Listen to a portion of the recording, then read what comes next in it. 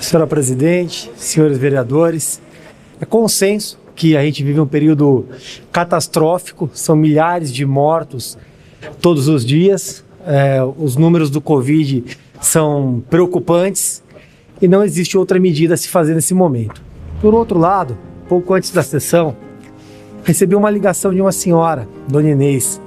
Dona Inês muito preocupada porque estava vendo as notícias do governador que eventualmente fecharia os comércios, fecharia os empreendimentos do estado. E ela que me dizia que aos 9 anos começou a trabalhar como boia fria na colheita de algodão. Aos 12, para ajudar a sustentar os outros 6 irmãos, começou a atuar como empregada doméstica. Aos 18, quando veio para São Paulo, que era do Paraná, passou a trabalhar numa empresa de pastilhas na produção. Aos 25 era balconista num supermercado, quando se casou então com um prensista e veio a ter seu primeiro filho. Ela então fazia pontas montadas numa empresa de abrasivos como bico e vendia roupas para sustentar a casa.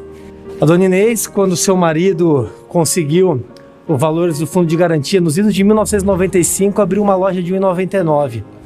Com essa loja, ela melhorou as condições da família, conseguiu formar seus 2 filhos, um em Direito, a outra em Gestão. Trabalhando nessa loja de R$ 1,99, ela melhorou o padrão da família. Só que, infelizmente, ela não vai conseguir superar um novo lockdown e vai ter que encerrar as atividades da loja. A Dona Inês, senhora Presidente, é minha mãe. Foi nessa loja que ela conseguiu me formar. Foi nessa loja que eu comecei a trabalhar, aos 12 anos de idade. E é essa loja que vai ser fechada por conta do lockdown. Eu entendo a preocupação.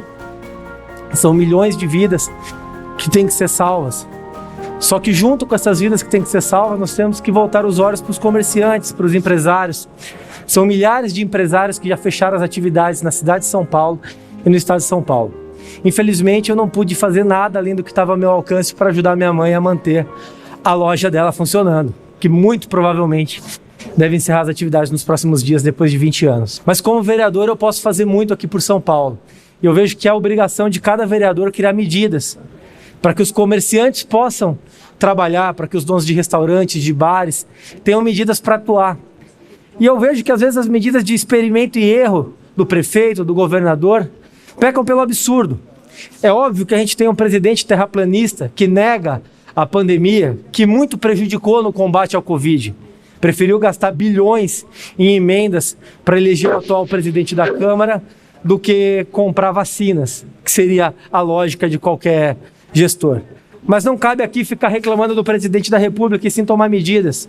E aí fica um apelo ao governador, ao invés de restringir totalmente o comércio, que tal exigir que aquele comerciante que abra, amplie o alvará, se está fechado em 10 horas, que se atua em 10 horas, que passe a atuar por 14 horas, com uma limitação da quantidade de pessoas que vá trabalhar, que se isente as tarifas e os impostos sobre os uberistas e sobre os taxistas para reduzir o custo da corrida e tirar a população mais carente das filas do transporte, que se aumente a frota de ônibus ao invés de reduzi-la, tornando assim o contato reduzido, criando medidas eficazes para que o comércio também volte a atuar, que outras pessoas que geram emprego, geram renda, possam voltar a empreender e assim criar meios para que o comércio volte a subsistir, que essas pessoas, ao saírem da crise de saúde pública, também tenham meios para sair da crise financeira que se alastra sobre o país.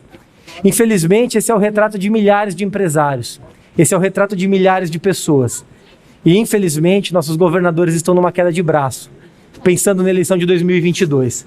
Está na hora de pensar um pouquinho mais em políticas públicas e deixar o negacionismo, deixar o populismo de lado e sim atuar de forma a resolver o problema de saúde e também resolver o problema de quem empreende. Muito obrigado, presidente.